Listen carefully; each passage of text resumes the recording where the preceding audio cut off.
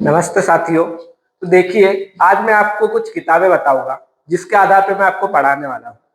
क्योंकि देखो, किताबें जरूरी क्यों है? क्योंकि गूगल पे तो बहुत से लोग सर्च करते हैं और बहुत से गलत गलत चीजें है उस पे, है ना। बहुत से जो उदाहरण दिए गलत दिए हैं, तो इसलिए हमें क्या चाहिए कि कोई ऑथेंटिक किताब चाहिए या फिर प्रमाणित किताब, है ना, जिससे कि हम आयोग में या फिर जो भी एग्जाम होते हैं वहां पे उसका प्रमाण प्रस्तुत कर सके और उसको सही कर सके।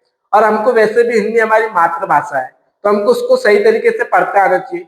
और हिंदी सबसे पहली बात यह है कि वैज्ञानिक भाषा है, तो उसका जो हर एक शब्द है वो कैसा है? वैज्ञानिक है। मतलब हर एक शब्द क्या है? वो अपना एक अर्थ देता है।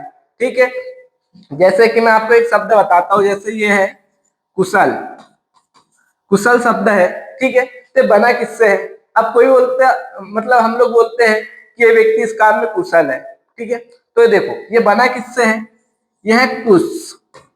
जो कुश है ये एक प्रकार का घास होता है, जो आपने खेतों में देखा होगा, एक ऐसा घास जिसको अगर हमने पकड़ा और खींचा तो हमारी उंगली कट जाती है ना।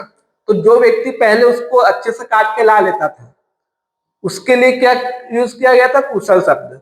ठीक है, तो तब से ये बना। तो ये जो शब्द है अपने आप में एक वैज्ञानिक शब्द हो गया, मतलब ये अपना अर्थ स्वयं बता रहा है।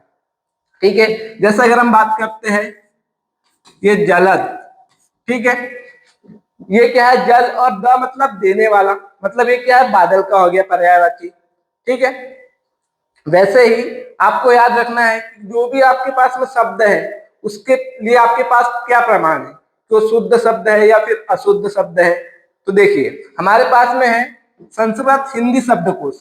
अब जो संस्कृत के जो शब्द है उनका सही अर्थ क्या है, वो किस शब्द से मिलके बने हैं, ठीक है। तो उसके लिए हमको ये जो वामन शिवराम आप्टे की जो किताब है, ये प्रमाणित किताब है। तो इससे हम क्या कर सकते हैं? सही आंसर करवा सकते हैं। कोई गलत बता रहा है तो गूगल के भरोसे रहेंगे तो बहुत सी चीजें गलत है, ठीक है।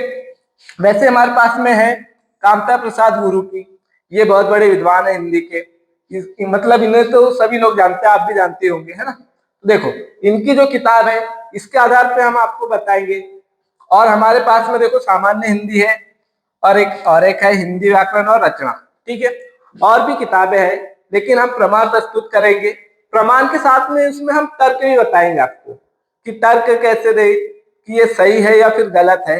हमारे पास में देखिए ये शब्दकोश है हिंदी का, ठीक है। तो जो अरबी के है, फारसी के है, वो शब्द कौन से है या फिर उनके विलोम कौन से है?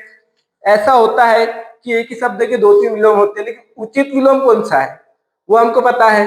तो उसके लिए हमारे पास में किताबें हैं। तो ये किताबें हमारे पास में, जिसके आधार पे मैं आपको हिंदी पढ़ाऊंगा, वो भी शुद्ध और तर्क के साथ में। अगर आपको कोई सवाल है आपके पास में, जो आपको लगता है कि इसमें कंफ्यूजन है कि इसका आंसर क्या होना चाहिए, तो आप मुझे मैसेज कर सकते हो, कमेंट कर सकते हो।